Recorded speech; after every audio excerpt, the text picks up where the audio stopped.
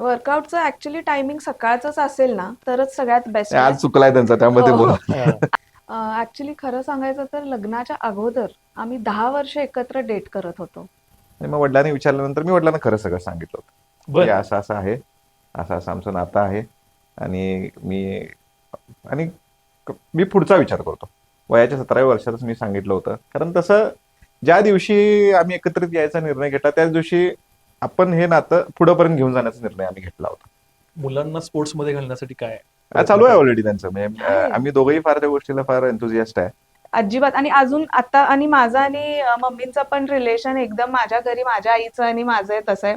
हसून खेळून मिळून आम्ही आहे. आणि आता पूजा पण आलेली आहे. ड्रायव्हिंग मध्ये कोण चांगलाय, कार ड्रायव्हिंग मध्ये स्पेशली? दोघंही चांगलं आहे. If that counts. कधी मी गाडी ठोकलेली नाहीये कुठं. टचवूड. ऋतुराज दादांचं आवडतं ठिकाण कुठलं आहे म्हणजे हॉलिडे हॉलिडे स्पेंड करतात? Snowy region. त्यांना थंड एरिया खूप आवडतात. So mostly London and Switzerland. London. Okay. त्यांचा आवडता ऋतू कुठला आहे? त्यांना ऋतुराजनाच प्रश्न आहे, ऋतू कुठला आवडतो? नाही, रेनी सीझन आवडतो त्यांना. नमस्कार, सकलम मध्ये आपल्या सर्वांचं स्वागत. सकलम प्रस्तुत द कपल शो मध्ये आपल्या सर्वांचं मी स्वागत करतो. आणि आज या सकलमच्या द कपल शोच्या व्यासपीठावर आहेत ऋतुराज क्षीरसागर आणि दिशा क्षीरसागर. दिशा क्षीरसागर पटेल असं मी मुद्दामून आवर्जून त्यांची या प्रकारचे वर्णन करतोय, नोंद घेतोय, कारण की पुढचा जो प्रश्न येणार आहे त्याच्यामध्ये नक्कीच त्यांची जी काय पार्श्वभूमी आहे ती उलगडत जाणारच आहे. आणि तसाच पहिला प्रश्न आहे, पण पहिल्यांदा दोघांचंही मी सकलमच्या वतीनं या कपल शो मध्ये स्वागत करतो. नमस्कार. नमस्कार. मला पहिली तुमच्याकडे पहिल्यांदा यायचं आहे. तुमच्या दोघांची खरं तर पहिली भेट कधी, कुठे झाली आणि ती कशा प्रकारची होती? पहिली भेट ॲज सच नव्हती, बिकॉज आम्ही एकत्र ट्युशन्सला होतो 2007 मध्ये. तर 6 मध्ये. But preferably 5. तसंच एकत्र एका बॅच मध्ये होतो. पण एक फ्रेंडशिप अशी काही नव्हती. पण हळूहळू it started with a fight. बरं. एका फाईट पासून स्टार्ट झाला, तशी ओळख झाली. बट देन आम्ही फ्रेंड्स झालो आणि तसंच ती जर्नी आमची स्टार्ट झाली पुढं. लव्ह ॲट फर्स्ट साईट नव्हतं? नव्हतं. नक्कीच नव्हतं. म्हणजे थोडक्यात नातं जे आहे ते हळूहळू उलगडत गेलेलं आहे. बरोबर. आणि नात्याची वीण जी आहे ती हळूहळू जसे जसे आपण एकमेकासोबत थोडं बरोबर. ओळख वाढली, त्याच्यानंतर मग ओळखीचा पुढचा टप्पा जी आहे ती मैत्री असेल, आणि मैत्रीनंतर मग नात्यात रूपांतर झालं असेल. नक्कीच. म्हणजे जसं असा त्या तो प्रवास. सांगत होत्या की 2005 सालापासून आम्ही एकत्र एका ट्युशन्स मध्ये होतो आणि त्यातनं मग हे सगळं निर्माण झालेलं आमचं विश्व आहे. अगदी बरोबर. पण ठीक आहे, त्याच्या पुढचा महत्वाचा प्रश्न आहे की नक्की कोण कुणाला पहिल्यांदा आवडलं? ऋतुराज दादा काय सांगा? आपल्या मुलगीला कधी मुलगा पहिला आवडतो का? अगदी बरोबर. त्यामुळे नक्की मलाच पहिल्यांदा आवडलं. आणि आवडलं म्हणण्यापेक्षा आम्ही जवळपास 1-1.5 वर्ष एका मैत्रीच्या नात्यात चांगल्या पद्धतीने एकत्र होतो. आणि मग ज्या वेळेला ती सोबत नसायची त्यावेळेला वाटायचं, अरे ही कुठं आहे, काय आहे, का आली नाही, ट्युशनला का आली नाही, कॉलेजला का आली नाही, एखाद्या वेळेला आली तर बाजूला का बसली नाही. म्हणजे ह्या ज्या वेळेला गोष्टी आपल्याला समजायला लागल्या त्यावेळेला लक्षात आलं की बाबा हे मैत्री नसून काहीतरी वेगळं आहे. अगदी बरोबर. आणि त्याच वेळेला मग हे नात्याचं रूपांतर एका प्रेमात झालं. आणि मग जसं ठरल्याप्रमाणे मुलालाच कायम पुढाकार घ्यावा लागतो. आणि मग तो पुढाकार मी त्यावेळेला घेतला होता. अगदी बरोबर. आपण जसं म्हटलं की ओळख झाली, मैत्री झाली, त्याच्यानंतर मग त्याचं प्रेमात रूपांतर झालं, आणि त्याच्यानंतर मग लग्नाचा निर्णय असेल. खरं तर आपण जर बघितलं तर दोघांचंही फॅमिली बॅकग्राऊंड जे आहे ते वेगवेगळं आहे. म्हणजे क्षीरसागर फॅमिली असेल, पटेल फॅमिली असेल, त्याच्यामध्ये कल्चरल डिफरन्सेस सुद्धा होते. आणि ह्या सगळ्यावरती ओव्हरकम करून क्षीरसागरांच्या घरामध्ये वहिनी कशा व्यवस्थितपणे फिट होऊ शकतील, थोडक्यात हे कधी तुम्हाला जाणवलं की एक अर्धांगिनी म्हणून क्षीरसागर फॅमिलीमध्ये या येऊ शकतात? मला अजून सुद्धा आठवतं, माझी 11वीचा निकाल लागला होता आणि मग निकालाला थोडंसं कमी पर्सेंटेज आले होते. मग माझे वडील त्यावेळेपासून राजकारणात ऍक्टिव्ह. हो. क्षीरसागर साहेबांचा प्रवास हा साधारण 5-6 पासूनचा राजकीय त्यांची सेकंड इनिंग जी आपण म्हणतो त्याची सुरुवात झाली होती. आणि मग पोरगं तर आपलं हुशार, आणि मग कुठं त्यानं काय केलंय आणि का अभ्यासात का 11वीला कमी आलाय, मग त्याची जरा त्यांनी चौकशी चालू करायला लागली. मग त्यावेळेला त्यांना कुणकुण लागली आमच्या नात्याची. बरं. आणि मग त्यानंतर वडिलांनी जरा माहिती घेतल्यानंतर लक्षात आलं की असं असं आहे, अशी अशी एक मुलगी त्याच्या आयुष्यात आहे, आणि त्यामुळे कदाचित तो अभ्यासापासून थोडंसं दुर्लक्षित झाला असेल. पण 11वी म्हणजे हे आपलं कॉलेजचं जीवन असतं. कॉलेजचं म्हणजे शाळा संपल्यानंतर म्हणजे जसं आपण म्हणेन की आपण जेलमधनं बाहेर हो, पडल्यानंतरची जशी एक हे असते अगदी तशा बरोबर. पद्धतीचा तो एक शाळेतनं कॉलेजला गेल्यानंतरचा एक आपला आनंद असतो म्हणा, किंवा कॉलेजमध्ये एवढं स्ट्रिक्टनेस नसतं, एवढे मित्र मित्र मोठ्या प्रमाणात फ्रीबर्ड होत थोडक्यात. असतात. फ्री बडी येस. शाळेत कसं एक शिस्त असते, कॉलेजमध्येही असते, पण आपण युवक म्हणजे त्या फेजमध्ये असतो की आपण ती पाळत नसतो. आणि मग त्या ह्याच्यात ज्या वेळेला मग वडिलांना लक्षात आलं की हे असं असं आहे, त्यामुळे त्यांनी मला स्वतः विचारलं की बाबा काय परिस्थिती आहे, काय होय. आहे. मी 17-18 वर्षाचा होतो. आणि मग वडिलांनी विचारल्यानंतर मी वडिलांना खरं सगळं सांगितलं होतं की बर असं असं आहे, असं असं आमचं नातं आहे. आणि आणि मी पुढचा विचार करतो. वयाच्या 17व्या वर्षातच मी सांगितलं होतं. कारण तसं ज्या दिवशी आम्ही एकत्रित यायचा निर्णय घेतला त्याच दिवशी आपण हे नातं पुढेपर्यंत घेऊन जाण्याचा निर्णय आम्ही घेतला होता. त्यामुळं ज्यावेळेला वडिलांना सांगितलं, आईला माझ्या सांगितलं, वडिलांनी आईला सांगितलं, आईला बोलवलं, आमची चर्चा झाली घरात. माझ्या आई वडिलांची लव्ह मॅरेज आहे. बरोबर. त्यामुळे त्यांचा कुठलाही विरोध मला कधीच नव्हता. हे महत्वाचं. पण मग जसं तुम्ही प्रश्न केला की संस्कृती आणि हा सगळा शेवटी ती हिंदू धर्मातलीच आहे. अगदी बरोबर. त्यामुळं भाषा जरी वेगळी असली तरी ती born and brought up in Kolhapur आहे. त्यामुळं सगळी आपली मराठी भाषा असेल, मराठी संस्कृती याची संपूर्ण माहिती तिला होती. लग्न आमचं माझ्या वयाच्या 25व्या वर्षी झालं. 5-7 वर्षाचं नातं झाल्यानंतर, लग्न झाल्यानंतर सुद्धा माझ्या घरात येत असताना म्हणजे लग्नाआधीची दिशा आणि लग्नानंतरची दिशा म्हणजे तिनं स्वतःची दिशा 360 डिग्रीनं बदलली होती. बरोबर. आणि ते इतका मोठा बदलावंच लागतं फरक एका स्त्रीला. इतका मोठा फरक तिच्यात तो झाला होता. मग एकदम ती मॅच्युअर झाली होती. आणि राजकीय घर म्हणजे तसं त्यांचं एकदम व्यावसायिक घर, व्यावसायिक कुटुंब, म्हणजे एकदा आपला व्यवसाय भला, आपली माणसं भला आणि आपण भलं. म्हणजे आपण मॉड्युलर कुटुंब, म्हणजे तितके छोटंसं सोशलाइज कुटुंब, इतके सोशलाइज नव्हते. जसं बरोबर. आपलं आहे क्षीरसागर Yes, yes. फॅमिली पण पहिल्यापासून. त्यातनं माझ्या घरी आली आणि मग माझ्या घरी आल्यानंतर म्हणजे माझ्या घराची जबाबदारी इतक्या चांगल्या पद्धतीने तिने घेतली आणि अजून देखील घेते. म्हणजे आता माझ्या घरी माझ्या वहिनी देखील आलेल्या आहेत. म्हणजे लहान भावाचं लग्न झाल्यानंतर दुसऱ्या आमच्या घरच्या हे आलेल्या आहेत. पण तरी सुद्धा घरची जबाबदारी संपूर्ण जी काय घेणं आवश्यक आहे ती संपूर्ण आपल्या पूर्ण मराठी संस्कृतीच्या प्रमाणे पूर्ण म्हणजे पहिलं ठीक आहे, पहिले 1-2-4 महिने शिकण्यात गेले. पण शिकल्यानंतर मला तर वाटेल नाही की कुठल्या सणात किंवा कुठल्या ह्याच्यात आजपर्यंत कुठल्या व्यवहारात कुठली चुकली असेल, असं मला तर काय कधी जाणवलं नाही, कधी वाटलं नाही. आणि माझे आई वडील खुश आहेत. दुसरं काय पाहिजे असतं आपल्याला. अगदी बरोबर. मला तुमच्याकडे येताना तो प्रश्न विचारायचा आहे की क्षीरसागर कुटुंबात लग्न झाल्यानंतर येताना प्रत्येक मुलीला दडपण असणार आहे. आपण असं म्हणू शकत नाही की दडपण नाही, परंतु आल्यानंतर तुमचे सासू सासऱ्यांचे असणारे रिलेशन्स, आधीची असणारी ओळख, त्याचा निश्चितपणे तुम्हाला थोडासा फायदा झाला असेल. त्याच्यानंतर तुमचा स्वतः विश्वास असणारा जो ऋतुराज दादांच्या वरती आहे तो खरं तर महत्वाचा होता. त्यांच्यावरती विश्वास ठेवून तुम्ही या कुटुंबात आला असणार आहे. आल्यानंतरचं दडपण आणि आज त्यांनी म्हटल्याप्रमाणे दिशा एक व्यक्तिमत्व म्हणून तुम्ही केलेले बदल, याबद्दल ही जर्नी कशी होती? ऍक्च्युली खरं सांगायचं तर लग्नाच्या अगोदर आम्ही 10 वर्ष एकत्र डेट करत होतो आणि त्याच्यामधले 8 वर्ष तर घरात माहितीच होतं. सो तेव्हाच माझ्या मदर इन लॉनी म्हणजे सासूबाईंनी आमच्या एक्सेप्ट केलेलंच होतं. तर त्यांचे कसे सोशल इव्हेंट्स असायचे, फॅमिलीमध्ये व्हायचेच, सणावाराला इन्व्हिटेशन्स असायचं मला. मग कुठं काय भगिनी महोत्सव घेतला, त्यांनी कुठले बाकीचे कार्यक्रम घेतले तर सगळीकडे मी असायचे. त्यामुळं हळूहळू ते 8 वर्ष ना मला मी प्रिपेअर झाले होते की हे कसं असतं, त्यांचं जग कसं आहे. म्हणजे हे माझ्यासाठी लग्न झाल्यानंतर नवीन नव्हतं, पण मी त्या 8 वर्षामध्ये पूर्णपणे म्हणजे आता गणपतीला तर आपण नैवेद्य ज्या पद्धतीनं करतो, आमच्याकडे कृष्णच असतं सगळं. मग इकडचं पण मी म्हणजे इकडे माहिती होतं मला की ह्यांच्यात पुरणपोळ्या असतात, मोदक असते. मग मी हे अगोदर प्रॅक्टिस म्हणजे मी शिकायचे, मला आवड ऋतुराज सुद्धा दादांनी आहे. पूर्वतयारी करून घेतलेली दिसते. नाही, मला स्वतःला पण आवड हा, आहे. हे पण आणि महत्वाचं. माझ्या सासूबाई हे खूप छान ट्रेडिशनल जेवण बनवतात. बरं. त्यामुळे जेव्हा पण आमच्या घरात कुठलेही पदार्थ होतात मी त्यांच्याकडून म्हणजे 2 तरी का असे ना करून करायचे. तुम्ही इथं थांबा मम्मी, मी 2 करते, तुम्ही बघा कसे होतात.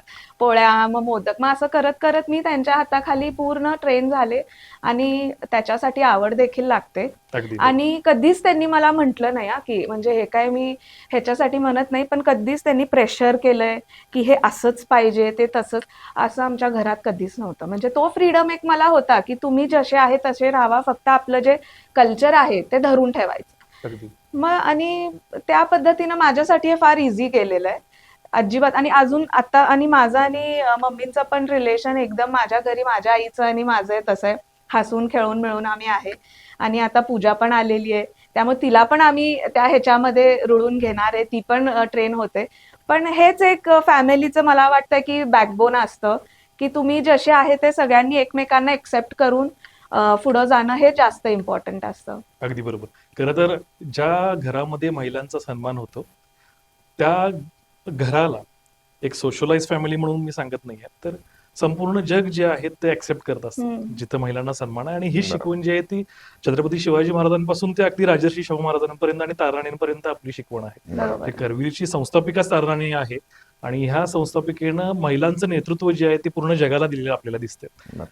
म्हणूनच मला पुढच्या प्रश्नाकडे वळत असताना महिलांचं नेतृत्व म्हणून आज तुम्ही तुमच्या माहेरी तुम्ही एक व्यावसायिक दृष्ट्या त्या ठिकाणी तुम्ही ऍक्टिव्ह होता, नेतृत्व करत होता. त्याच्यानंतर तुम्ही जेव्हा सासरी आला तेव्हा राजकीय त्यांचे जे काय बॅकग्राऊंड आहे ते सोडून सुद्धा काही उद्योगधंदे आहेत त्याच्यामध्ये सुद्धा तुम्ही ऍक्टिव्ह होता. तुमचा जुना अनुभव जो आहे तुमच्या माहेरचा तो इथं पणाला लागला असेल, आणखी नवीन बिझनेस स्टार्टअप असतील, त्यासाठी तुम्ही एक अर्धांगिनी म्हणून ऋतुराजांच्या पाठीशी कसे उभे राहताय? आता माझं जेव्हा MBA कम्प्लीट झालं, मास्टर्स कम्प्लीट झाल्यानंतर आमचा ऍक्च्युली एक्सपांड झाला नव्हता बिझनेस तेव्हा. मग घरच्यांनी मला विचारलं की तुला हे करायचंय का? मग मी म्हटलं करते, मी घेते म्हणजे रिस्पॉन्सिबिलिटी. मग पुण्याला मी आणि माझा भाऊ गेलो, तिथे आम्ही सेटअप केलं प्रोडक्शन आणि फर्स्ट आपली आउटलेट तिथे कोथरूडला स्टार्ट केलं. मग आता तिथे ऑलमोस्ट 30 फ्रँचायसीज आहेत आपले. तिथून जी सुरुवात झाली होती, त्याच्यानंतर लग्न झालं वगैरे सगळं. मग बिझनेस बॅकग्राऊंडमध्ये मी ऍक्टिव्ह फॅमिलीमध्ये माझ्या होतेच. मग इथे आल्यावरती थोडंसं 1 वर्ष 2 वर्ष मला गेलं सेटल व्हायला. मग मुलं झाली. मग असं 100% मी कुठल्याही गोष्टीला अशी कमिटेड नव्हते लग्नानंतर, की घराच्या बाहेर असं 100% कमिटमेंट कुठं नव्हती. पण पॉलिटिकली आमचे बरेच म्हणजे महिलांच्यासाठी जे गारमेंट पार्क्स होते आणि असे जे काही छोटे मोठे जे आमचे हे होते त्याच्यामध्ये मी मम्मींना हेल्प करायचे, तेच सगळं बघत होते तेव्हा आणि अजून पण करते. त्यामुळे आणि आता पण त्यांचे प्लॅन्स आहेत मोठे, पुढचे पण आमचे विचार चालू आहेत. हळूहळू ते पण आम्ही आणू बाहेर आणि बरोबर. त्यात आता इथून पुढे आमची जर्नी स्टार्ट होणार आहे. अगदी. पण जे महिला खास करून सबलीकरण जे आहे म्हणजे मला या बाबतीत सांगायला लागेल की माझ्या मते त्या MBA कम्प्लीट झाल्यानंतर त्यांनी राज मंदिर जे पुण्यामध्ये घेऊन गेले, म्हणजे कोल्हापूरमध्ये तो एक एस्टॅब्लिश ब्रँड आहेच, पण ज्यावेळेला पुण्यामध्ये घेऊन गेले मी देखील घाबरलो होतो. मी पुण्यात होतो, मी शिकत होतो पुण्यात, माझं इंजिनिअरिंग चालू होतं, पण मी देखील घाबरलो होतो की बाबा कशाला एवढी मोठी उडी घेताय, आपलं चाललंय कोल्हापुरात. पण ठीक आहे, पण ते एक बिझनेस फॅमिलीला ह्या आउट ऑफ सगळ्या बॉक्स थिंकिंग होतं. येस येस येस या गोष्टी तशा सोप्या वाटत असतात, पण त्यांनी ते पुण्यात जाऊन केलं. मलाही त्या गोष्टीचा अभिमान आहे. त्यानंतर त्या स्वतःच्या एका प्रोडक्ट बद्दल सांगायच्या विसरल्या. त्यांनी स्वतः आयुर्वेदिक म्हणून एक हेअर ऑइल, आयुर्वेदा ज्याचं नाव आहे, ते एक स्वतः हेअर ऑइल असेल, हेअरचे प्रोडक्ट्स बरेच करत असतात. ठीक आहे, ते आता जरी त्यापासून 1 वर्ष 2 वर्षात लिप्त असल्या, वेल बिगिनिंग आफ्टर. हा येस येस वेल बिगिनिंग आफ्टर, पण आहे म्हणजे त्यांच्या डोक्यात तोही प्लॅन असेल असं मला वाटतंय, पण ते कसं काय सांगायचं विसरल्या मला माहित मी नाही. तर अशी अपेक्षा व्यक्त करतोय की महिला सबलीकरणाच्या दृष्टिकोनातून तुम्ही उद्योगधंदे सुरू करा आणि Right. कोल्हापूरच्या आसपासमध्ये ज्या गरजू महिला आहेत त्यांना बरोबर. निश्चितपणे भविष्यामध्ये तुमच्या माध्यमातून संधी व्हायला हरकत नाही. ऍट दी एंड नाही, मोठं तर definitely तोच आहे. आहेच. म्हणजे आमचं शेवटी समाजकारणात काम करत असताना शेवटी आमचा विचार तोच असणार आहे की जास्तीत जास्त महिला आपल्याकडून कशा रोजगाराच्या माध्यमातून आम्ही महिलांना रोजगार देऊ शकेल, हा प्रयत्न आमचा नक्कीच असणार आहे. अगदी बरोबर. थोड्याशा वेगळ्या प्रश्नाकडे वेळ. म्हणजे प्रत्येक व्यक्तीच्या आयुष्यामध्ये काही कठीण टप्पे असतात. म्हणजे त्यावेळेला असं घडत असतं की सगळ्याच गोष्टी आपल्या विपरीत घडत असतात. अशी कुठली एक गोष्ट आहे की असं लाईफमध्ये एक स्पॅम येतो की त्या स्पॅममध्ये असं वाटतं की सगळंच संपलंय, परंतु त्याच्यातून आपण ओव्हरकम करत पुढे जात असतो. असा आयुष्यातला कुठला अवघड टप्पा आजपर्यंत आलेला आहे आणि त्याच्यामध्ये वहिनींची साथ लाभलेली आहे, कुटुंबाची साथ लाभलेली आहे? 2005-06 पासून जे राजकारणाची आमची सेकंड इनिंग चालू झाली, ती 2009ला साहेबांच्या कार्यामुळे आणि जनतेच्या प्रेमामुळे विजय मिळवला. तसंच 2014ला देखील मिळवला. पण 2019च्या निवडणुकीत काही कारणास्तव क्षीरसागर साहेबांना पराभवाला सामोरं जायला लागलं. आणि मग त्यावेळेला आमचं 2000, जसं मी मगाशी सांगितलं की 2017मध्ये आमचं लग्न झालं होतं. नुकतीच दिशा घरी आली होती आणि माझं बाळही 5 महिन्याचं होतं. कृष्णराज आमचा त्यावेळेला 5 महिन्याचा होता. त्यामुळं तो जो एक फेज होता तो नक्कीच आमच्या संपूर्ण कुटुंबासाठी, कारण मी पराभव बघितला नव्हता. ह्याच्या आधी जर कधी बघितला असता तर त्यातनं कसं सामोरं जायचं हे नक्कीच आम्हाला माहित असतं. ह्या संपूर्ण कठीण परिस्थितीत कुटुंब म्हणून जे काय असतं त्याला आम्ही सामोरं गेल्यामुळे आम्ही यातनं स्थिर स्थावर एकदम इझिली बाहेर पडलो. नाहीतर तशी ती आमच्यासाठी कठीण गोष्ट होती. अगदी बरोबर.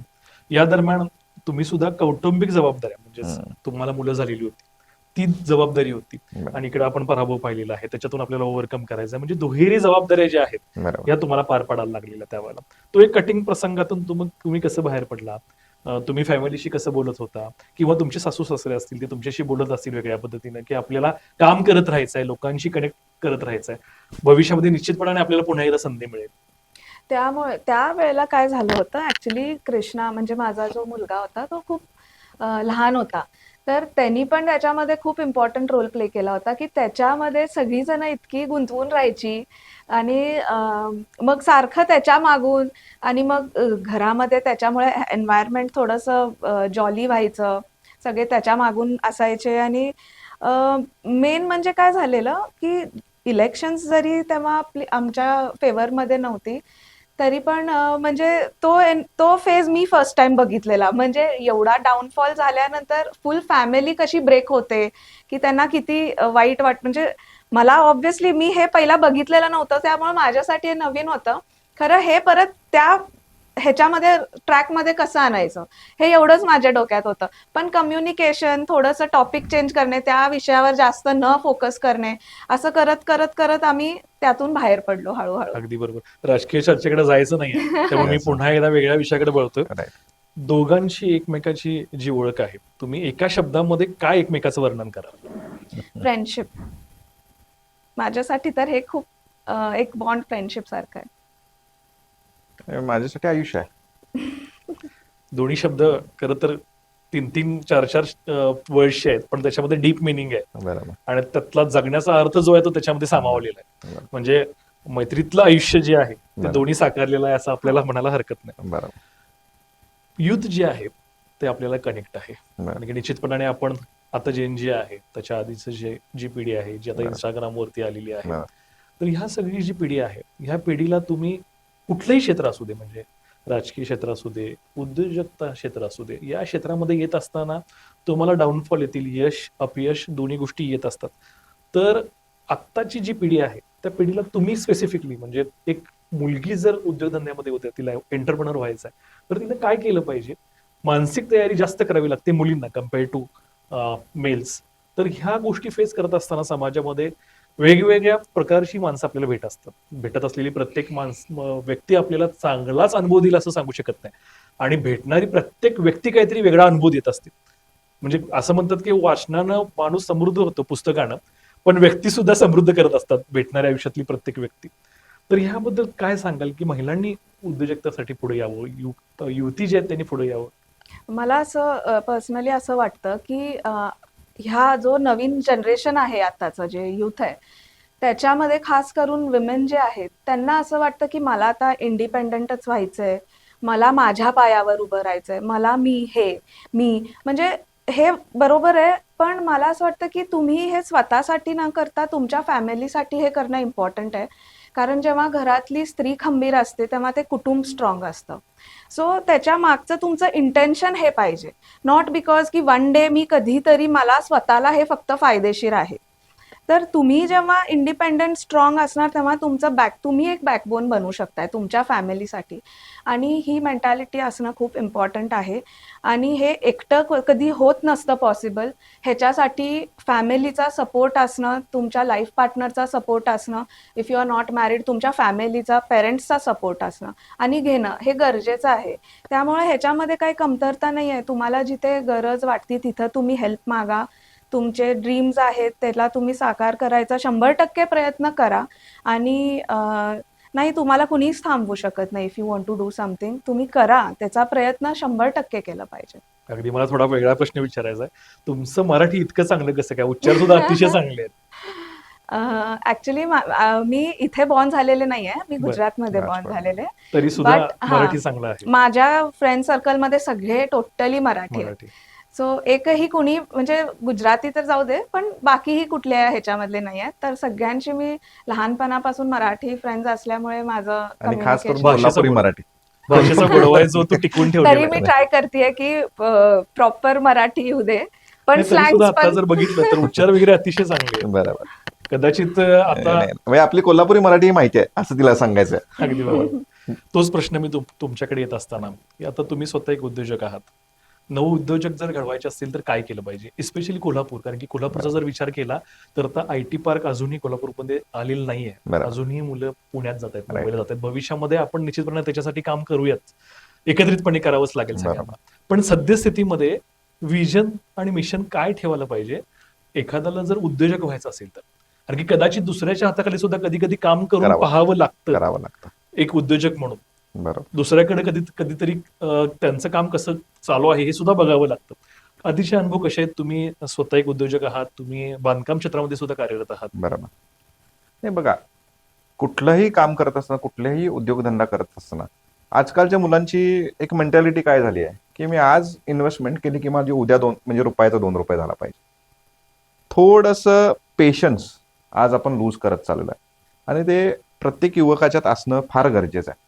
कारण असे बरेच उदाहरणं आपण देऊ शकतो की वयाच्या 50-50, 60-60 वर्ष त्यांनी लोकांनी आपलं आयुष्य घालवल्यानंतर त्यांना यश मिळालेलं आहे.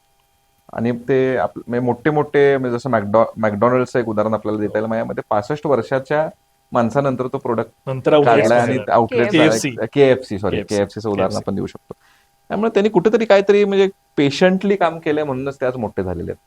आणि मग आजकालच्या युवा पिढीचं एक थोडंसं ते चुकतंय असं मला वाटतं. पेशन्स त्यांच्यात फार कमी आहेत. म्हणजे मीही तसाच होतो, हो, हो. असं काही मी वेगळा होतो असं मी म्हणणार नाही. मलाही त्यावेळेला तसंच वाटायचं, पण जसं आपल्याला मच्युअर होतो तसं आपल्याला तो अनुभव येत जातो. त्यामुळे पेशन्स असणं फार इम्पॉर्टंट आहे. आणि एखादी गोष्ट ज्या वेळेला आपण ठरवतो, कमिटमेंट फार इम्पॉर्टंट आहे. म्हणजे अर्ध्यात जर सोडून आपण एखादी गोष्ट जायला लागलो तर मग आपण असे वेगवेगळे ट्रायल्स फार करत बसेन. त्यामुळे कमिटमेंट फार इम्पॉर्टंट आहे, डेडिकेशन फार इम्पॉर्टंट आहे.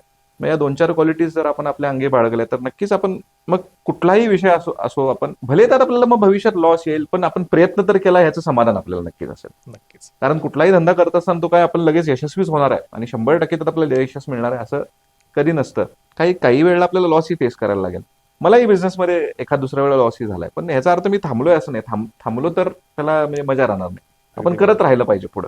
तो लॉस कसा झाला आणि त्यात कसं रिकव्हरी केली पाहिजे ह्याचा आपण अभ्यास करून आपण पुढे जायला पाहिजे. यालाच अनुसरून पुढचा प्रश्न आहे, म्हणजे 10 वर्षानंतर तुम्हाला दोघांना एकमेकाला कुठं पाहायचं आहे? स्पेशली तुम्ही उद्योगधंद्याच्या बाबतीत आहेच, पण बरोबर. त्याचबरोबर राजकीय क्षेत्रात सुद्धा आहे. तुमच्या आई आणि बाबा म्हणून सुद्धा तुमच्या जबाबदाऱ्या आहेत. तर बरोबर. 10 वर्षानंतर काय पाहायला मिळेल? इच्छा काय आहे? टार्गेट्स काहीतरी सेट केले असतील? टार्गेट जर सेट केलेत नक्कीच म्हणजे एक यशस्वी कपल म्हणून आम्हाला पुढे जायचं. म्हणजे बाकी काय फार मोठे आमचे टार्गेट्स नाही आहेत. कारण आई अंबाबाईच्या आशीर्वादाने आणि जे काय आम्ही आजपर्यंत चांगलं काम करत आलोय, आई वडिलांचे आशीर्वाद, आई वडिलांची साथ, या सर्व गोष्टींमुळे चांगलं सगळं चाललेलं आहे आणि तेच आम्हाला पुढे चालवत न्यायचं आहे. कारण संसार चांगला असेल तर बाकी सगळं चांगलं असतं. अगदी बरोबर. नाहीतर म्हणजे प्रत्येक गोष्टीला मग सगळे ट्विस्ट अँड टर्न येत राहतात.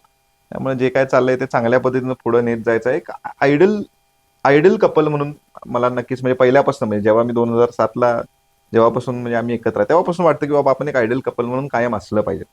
कारण लोक पण फार विचलित असतात. आज हे नाही तर उद्या ते, परवा ते, म्हणजे ह्या ह्याच्यात जे आज जी युवा पिढी फसत चालली आहे तर ते तसं नसलं पाहिजे. कारण आपण एकाबरोबर चांगल्या पद्धतीचा संसार करू शकतो हे मला कायम एक तुम्ही स्वतः उदाहरणातून दाखवून उदाहरण दिलेलं आहे. द्यायचं हाच आदर्श आणि करता घेतला पाहिजे. लाईफ टाईम द्यायचं मला ते उदाहरण. एक चांगला आयडियल कपल म्हणून मला पुढे जायचं. नक्कीच. 10 वर्षानंतर काय विचार आहेत? माझ्यासाठी तर एवढंच की आमच्या पेरेंट्सना आणि आमच्या मुलांना म्हणजे त्यांना तेवढं वाटलं पाहिजे की these people are the ones that I look up to. Great. So त्यांच्यासाठी एक इन्स्पिरेशन होणं आणि पेरेंट्सच्या साठी एक बाबा ब्लेसिंग आहेत ही मुलं आमच्यासाठी, एवढं त्यांना जरी जाण झालं तरी आम्ही सक्सेसफुल आहे पुष्कळ. असं खूप झालं मला. अगदी बरोबर. कारची आवड आहे? कारची आवड आहे. म्हणजे भविष्यामध्ये काय त्याच्यामध्ये त्या प्रकारामध्ये सुद्धा काही करायची इच्छा आहे? कारण वेगवेगळ्या कार्स तुम्हाला आवडत आहेत. कोल्हापूरकर कार शौकीन आहेत. नाही ऍक्च्युली थोडंसं माझ्या बाबतीत तो गैरसमज आहे. कारची आवडी माझ्या वडिलांची आहे. वडिलांची आहे. 1900 म्हणजे आपल्याला सांगायला खास करून आवडेल कारण गाड्या आणि आमचं एक नातं जोडलेलं आहे. त्यामुळं 1990 पासून असं एक वर्ष गेलेलं नाही ज्या वर्षी आम्ही गाडी घेतलेली नाही. बरं. दरवर्षी एखादी नवीन कुठली तरी गाडी घ्यायची हे माझ्या वडिलांचा शौकच आहे. आणि त्यामुळे मग आम्ही मग वडिलांकडनं माझ्याकडनं माझ्या मुलांकडे. आता माझ्या मुलं मला अशा अशा गाड्यांची नावं सांगतात ज्या मला माहित पण नाहीत, कधी मी बघितलेल्या पण नाहीत. त्यामुळे हे आणि ठीक आहे, म्हणजे या इंडस्ट्रीमध्ये काम करायलाही आवडेल आणि नवीन गाड्या घ्यायलाही आवडेल. अगदी बरोबर. राजमंदिर आईस्क्रीमचा उल्लेख झाला मगाशी. बरोबर. कुठला फ्लेवर सगळ्यात चांगला आहे? माझा तरी फेवरेट अफगाण मेवा आहे. बरं. मला ड्रायफ्रुट्स आवडतात, त्यामुळे इट्स फुल ऑफ ड्रायफ्रुट्स आणि त्याच्यात चॉकलेट पण आहे, कॉम्बिनेशन आहे. पण आता ह्या सीझन मध्ये आपण ब्लूबेरी चीज केक हे पण लॉन्च केलेलं आहे. तुम्ही नक्की सगळे ट्राय करा, तुम्हाला देखील आवडेल. मला तर पेरू आवडतोय. आणि तो पहिल्यांदाच मी कोल्हापूरकरांचा एकदम बघितलं favorite असा आईस्क्रीम की ज्याच्यावरती चटणी टाकून दिली जाते. तो त्यामुळे ती आपणच एक ऍक्च्युली स्टार्ट केला वेगळी होता. ओळख आहे त्याची एक. तोच घेऊन पुण्यात गेले ते 2014चं मी तिथे आम्ही तो म्हटलं ना, लॉन्च केला होता. अगदी बरोबर. एक त्याची- वेगळी ओळख झाली त्यामुळे त्याची त्यामुळे सुरुवात हो. त्यांनी तिथं केली आणि ते चटणी मीठमुळे ते लोकांना म्हणजे एकदम असं वेगळी टेस्ट. आणि वेगळी taste ही तशीच आयडेंटिटी लागते. मिळाली ब्रँडला, म्हणजे त्यामुळे कोल्हापूरचं क्युझिन जे आहे त्या बरोबर. परंपरेमध्ये एक वेगळी परंपरा आईस्क्रीम मध्ये पण जोडली गेली असं म्हणायला हरकत नाही. नाही, मोठे नॅचरल्स सारखे ब्रँड सुद्धा यांना कॉपी करायला लागले. मला त्याचा अभिमान वाटतो खरं सांगायला गेलं तर. आय एम प्राऊड आहे की कोल्हापूरचा हा, ब्रँड exactly. सेट होत चालला. एक्झॅक्टली. अगदी. थोडासा वेगळ्या सेगमेंटकडे येऊयात. तो म्हणजे तुम्ही एकमेकाला किती ओळखताय हे फक्त बरं. आपल्याला बघायचं आहे. बरं. आणि नक्कीच दोघांकडनं उत्तरे जी आहेत बरं. ती स्पॉन्टेनियसली येतीलच आणि खरी येणारच आहेत, मला माहितीच आहे. पहिला प्रश्न आहे, सकाळी उठायला जास्त वेळ कोण घेतं? ऍक्च्युली दोघंही आम्ही घेत नाही. आम्ही बरं. दोघं पण आला लवकर वाजला की उठतो. दुसऱ्या मिनिटाला मी उठलेलो असतो. आमचं रुटीन सेट आहे. त्यामुळे ते पण नाही, मी पण नाही. वी आर पण तरी सुद्धा अलार्म स्नूज वरती हा टाकते. हॉलिडे असेल तर स्नूजवर टाकणारं मेंबर मी नाही, स्नूज वीज काय वानगड नाही. अलार्म वाजला की आपण सकाळी उठलो वर्कआउटला जात आहे? जातो.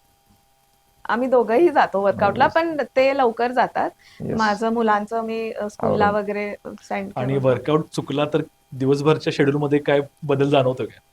म्हणजे युवा पिढीला खास करून सांगायला नाही नाही, वर्कआउट केलाच पाहिजे. म्हणजे फ्रस्ट्रेशन येतं, म्हणजे खरंच आहे.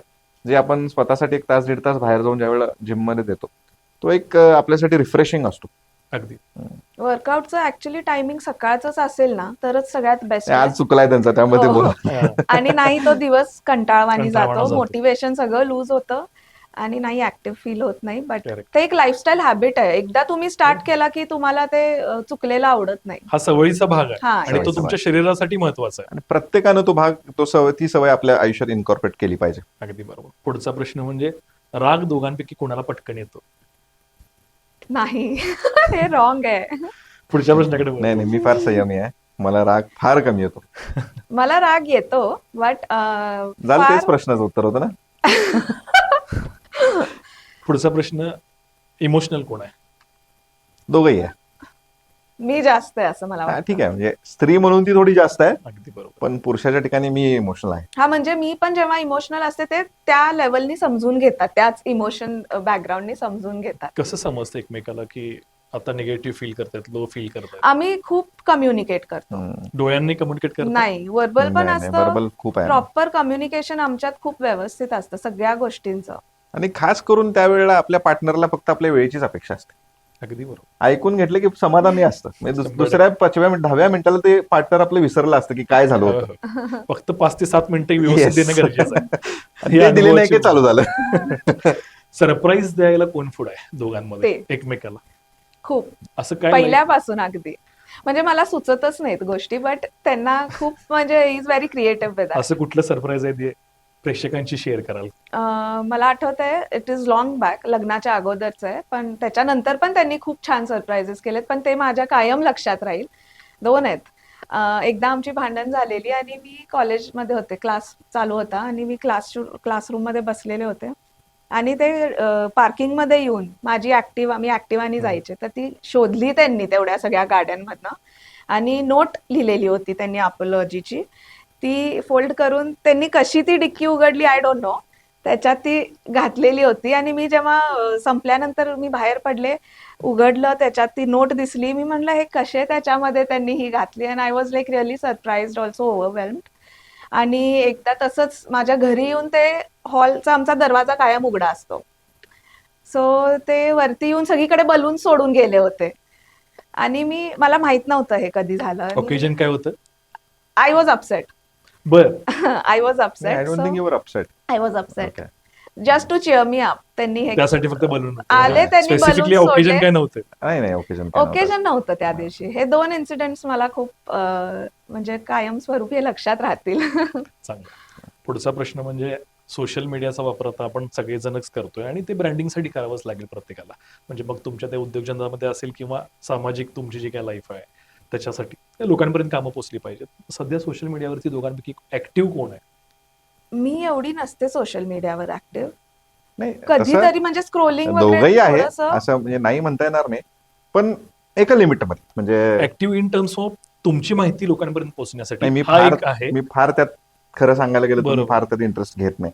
आपण आपलं काम करत राहिलं पाहिजे. म्हणजे मी त्या विचाराचं नाही की माझी माहिती लगेच म्हणजे मी या ठिकाणी गेलो आणि ते लगेच माझ्या सोशल मीडियावर पोस्ट झालं पाहिजे.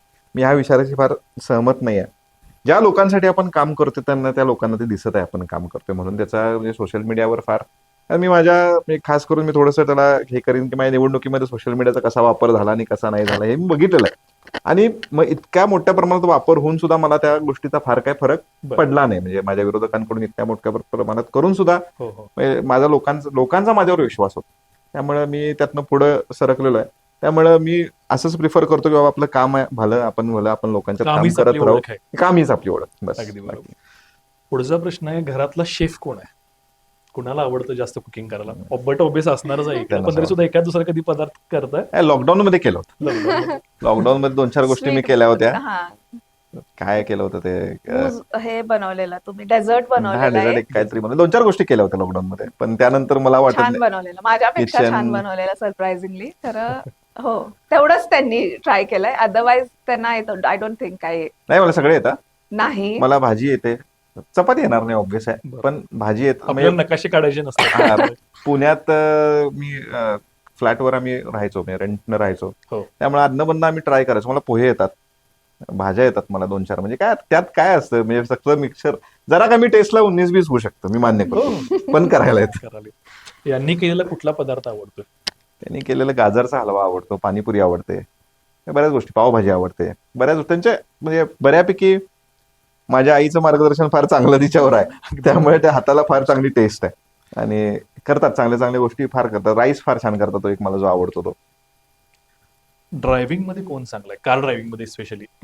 दोघंही चांगलं आहे. If that counts. कधी मी गाडी ठोकलेली नाहीये कुठं. टचवूड. हॉलिडे प्लॅनिंग असतात प्रत्येकाची. घरामध्ये प्लॅनिंग दोघांपैकी पहिल्यांदा कोण करतं?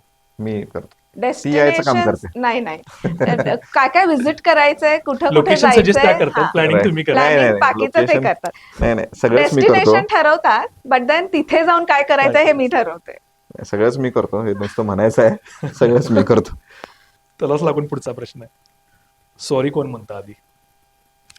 वेळेनुसार बरं. दोघंही म्हणतो. तसं म्हणजे काही नाहीये आमच्यात. तसा- Better दोघंही understanding म्हणतो. एकदा Ego इगोही येतो. असं काही नाही की म्हणजे सगळं एकदम माणूस आहे तो yes, यायलाच पण- पाहिजे. पण आणि काय हा म्हणतात म्हणतो, ते, पण- भांड्याला भांडं लागलं पाहिजे, त्याशिवाय संसार जो आहे तो पुढे सुखाचा होत नाही. फार काळ काय आमची भांडणं चालत नाही. हो, तसं आता त्यामुळे- कसं झालंय, इट्स बीन 20 इयर्स.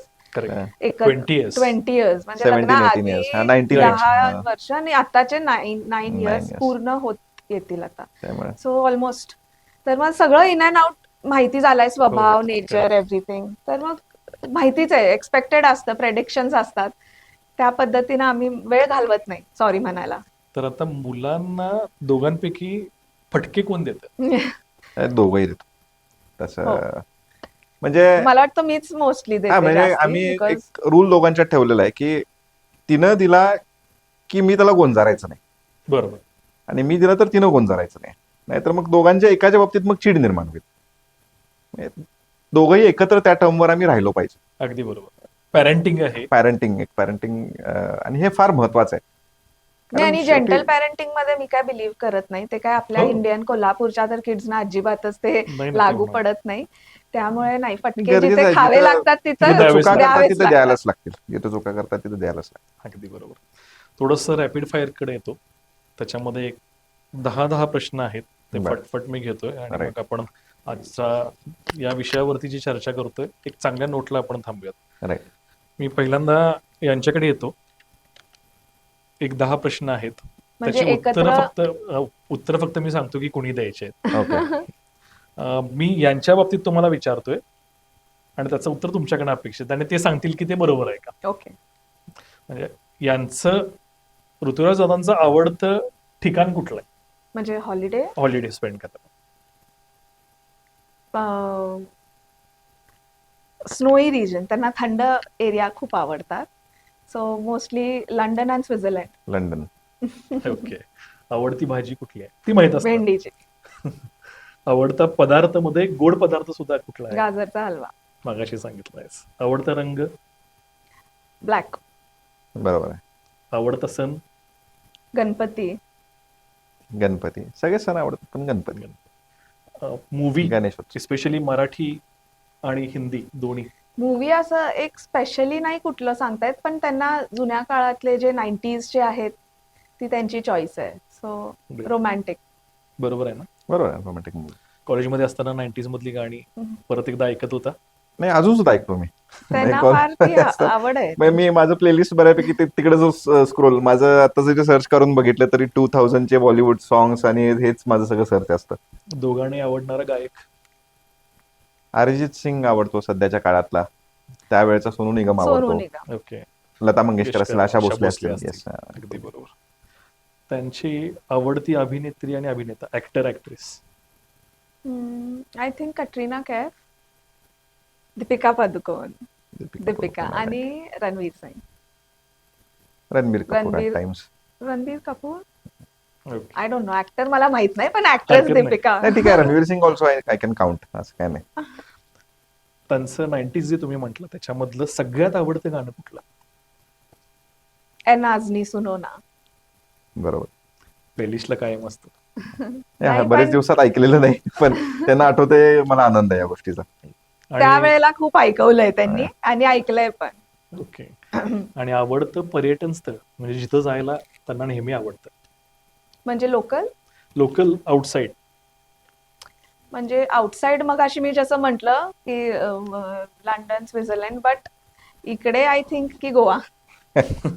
जी प्रत्येक कोल्हापूरच्या मुलग्याची हो. चॉईस असते खरंच आहे. आणि प्लॅन वर्कआउट होत नाहीत. तुमचे होतात वर्कआउट.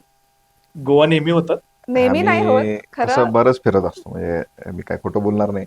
कारण आम्हाला दोघांनाही आवडतं, मुलांनाही आवडतं. त्यामुळे 2-3 महिने गेले की कुठेतरी आम्ही पळायचा 2-3 दिवसाचा प्रयत्न करत असतो. आणि मग तेवढाच तो ब्रेक पण मिळतो रुटीन बरोबर. लाईफ. कोल्हापुरात असलं की काहीच नाही, म्हणजे काहीच पॉसिबल होत नाही. त्यामुळे मग 2-3 महिन्यातनं एकदा आणि वर्षातनं एकदा गोवाही ठरल्यासारखं आहे. आता आपण तुमच्याकडे बोलूयात. वहिनींची आवडीनिवडी थोड्या बघूयात. त्यांचा आवडता ऋतू कुठला आहे. त्यांना ऋतुराजनाच प्रश्न आहे, ऋतू कुठला आवडतो. नाही रेनी सीझन आवडतो त्यांना. आवडता छंद त्यांचा कुठला आहे. हॉबी. हॉबी. त्यांची आवडती हॉबी त्यांना रायटिंग आवडतं. काय लिहिताय. मी पहिला लिहायचे बर. पण खूप रॅन्डम गोष्टी असायच्या. आता तर आय डोंट थिंक की मी गेले बरेच वर्ष नाही लिहिलेलं. सुरू but करायला हरकत नाही. काय हरकत नाही. तरी एखादी आठवण, चारोळी कविता किंवा असं काही हा, म्हणजे कविता असं मी random- म्हणणार नाही, नाही. कविता म्हणजे असं नाही. त्यांचा ठरलेले लिखाणाची- इन्सिडेंट्स असतील किंवा बरं. म्हणजे अशा काही गोष्टी ज्या आपल्या आयुष्यात घडत असतात किंवा मला पुढे आपल्याला काही actually गोष्टी reading ची करायची खूप आहेत. आवड होती. बरं. हा. So Okay. त्यातून माझी रायटिंगची एक आवड निर्माण झाली. पुढचा प्रश्न तोच आहे. रिडिंगची जी काय हॉबी आहे, कुठलं पुस्तक वाचायला आवडतं त्यांना. नाही, हल्ली आता काय वाचलं हल्ली असं तर मला पॉसिबलच वाटत नाही. हो, हो. वेळच तेवढा मिळत नाही. आठवत नाही. पण ते एक पण माझं फार व्लॉग्स ते मध्ये 2 स्टेट्स blogs मूवी मध्ये जे असते. कोण त्याचं चेतन भगत. चेतन. चेतन भगत त्यांनी फार वाचले. ते तर झालंच. हा, but yes. हो स्पोर्ट्स बास्केटबॉल. प्लेअर होता. हो स्पोर्ट्समन. बास्केटबॉल खेळायचा. मुलांना स्पोर्ट्स मध्ये घालण्यासाठी काय चालू आहे ऑलरेडी त्यांचं. म्हणजे आहे. आम्ही दोघंही फार त्या गोष्टीला फार एन्थुझियास्ट आहे. दोघंही वर्कआउट आणि परत स्पोर्ट्समनशिप हा. दोन्ही महत्वाचे आहेत. हो. एक सदृढ दोघंही- शरीरासाठी. स्विमिंग करतायत आता. स्विमिंग शिकलेत लकीली. बरं. आता एकाला हॉर्स रायडिंगला टाकायचंय. लोक ते ग्रेट. चालू करतात. मी स्केटिंग मध्ये डिस्ट्रिक्ट केलेलं होतं 6 इयर्स अंडर 6 इयर्स. तेव्हापासून स्केटिंग करत होते. मग बास्केटबॉलला पण मी स्कूल, कॉलेज, डिस्ट्रिक्ट आणि स्टेट सिलेक्शन पण झालं होतं. ग्रेट. पण त्यानंतर काय म्हणजे पुढं मी काय गेलं नाही. मुलांचा आहे आता, तो पण बास्केटबॉल स्कूलमध्ये खेळतो.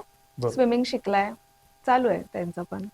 स्पोर्ट्समध्ये आपण सुद्धा शालेय स्तरावरती हा, मी कॉलेजवरती तुम्ही बरंच खेळलोय. मी पण हो. स्केटिंग स्टेट रिप्रेझेंट केलेलं आहे. बरं. त्यामुळं ही आहे पहिल्यांदाच skating. ओळख असेल मला हो हो वाटतं. हो. नाही कोणाला म्हणजे माहिती फुटबॉल सगळ्यांना माहिती आहे. फुटबॉल भरपूर खेळलोय. होय. क्रिकेट ही भरपूर खेळलोय. पण कधी कॉलेज स्कूलला रिप्रेझेंट केलं नाही. पण अजून सुद्धा म्हणजे आता कालच आमची ग्रुपवर चर्चा झाली की शनिवारी संध्याकाळी 9 ते 11 आपल्याला टर्फ बुक करायचं आहे. त्यामुळे अजून सुद्धा मी तो म्हणजे स्पोर्ट्सला फार अगदी बरोबर. ज्या दिवशी ठरेल त्या दिवशी काही इकडचं तिकडे झालं तरी मी तो खेळायला तिथं हजर असतो. वहिनीने आता स्टेट पर्यंत रिप्रेझेंट केलेलं आहे. Yes, पुढे yes. मुलं जी आहेत ती नॅशनल पर्यंत जातील असं नाही, मला नक्कीच हरकत नाही. नक्कीच त्या नक्कीच पद्धतीने आपण पुढे काम करायला नाही, हरकत तसं त्यांना ट्रेन केलं पण पाहिजे. नाही. अगदी बरोबर. प्रयत्न आहे तसं. नक्कीच. आवडता ड्रेस पेहराव? हा म्हणजे त्यांना सलवार कुर्ता घालायला आवडतो आणि त्यांना आणि इझी टू वेअर. करेक्ट ते आहे अगदी. आणि आवडता त्यांचा पेय चहा कॉफी? त्यांना ग्रीन टी आवडतो. ऍक्च्युली चहा पित नाही, कॉफी पित नाही, पण ज्यावेळेला पित त्यावेळेला ग्रीन टी प्यायला आवडतं. दिवसातली वेळ कुठली आवडते, सकाळ की संध्याकाळ? संध्याकाळी माझ्या मते 5 ते 6 साडेसातची वेळ आहे ती त्यांना जास्त आवडते. नाही. आणि मी टाइम जो त्यांना मिळतो रात्री मुलं झोपल्यानंतर हा. 10:30 11ची हो. ती एक वेळ त्यांना आवडते. आणि प्लॅन जो आहे वीक मधला स्पेसिफिकली, तर आवडता प्लॅन कुठला असतो त्यांचा? एक पूर्ण आठवड्यामधला एक अर्धा तास 1 तास त्यांचा आवडता प्लॅन असतो. स्वतःसाठी वेळ देतात का? जिम जायला त्यांना आवडतं. म्हणजे त्यामुळे तो एक स्वतःचा त्यांचा एक म्हणजे एक आराम शक्यतो time मी ते म्हणायला. चुकवतच नाही. आणि आमचे जे प्लॅन्स ठरतात ते त्यांना आवडतात. म्हणजे शक्यतो आम्ही प्रयत्न करतो आठवड्यातनं किंवा 10 दिवसातनं एकदा कुठेतरी डिनरला जायचा. कोल्हापुरात आम्ही प्रयत्न करतो मुलांना घेऊन. त्यामुळे तो एक फॅमिली टाइम सगळ्यांनाच आम्हाला आवडतो. डेस्टिनेशन मगाशी मी विचार केलाच, पण असं कुठलं डेस्टिनेशन राहिलंय का की जे त्यांना जायचं आहे? मॉलदीव्सला जायचं आमची चर्चा चालली होती, हो. पण बघू आता ते. पण ते आवडतं अशातला काही भाग हा, नाही, तसं नाहीये की पण असं जायचंच आहे असं काही नाहीये. पण ते एक पण ठीक आहे. एक्सप्लोर करायचं राहिलंय. एक्सप्लोर करायचं नाही तसं बरंच फिरण्यासारखं बरंच आहे. म्हणजे जग फार मोठं आहे आणि अगदी आपण त्यातला 10-20% भाग पण फिरलेलो नसतो. त्यामुळे फिरण्यासारखं बरंच आहे.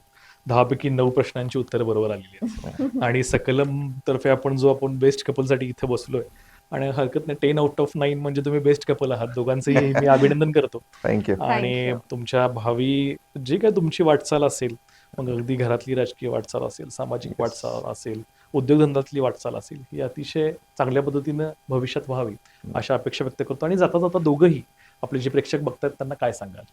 नक्कीच मी सगळ्यांना सांगेन की कॉन्फिडंट राहा, डेडिकेटेड राहा, कमिटेड राहा.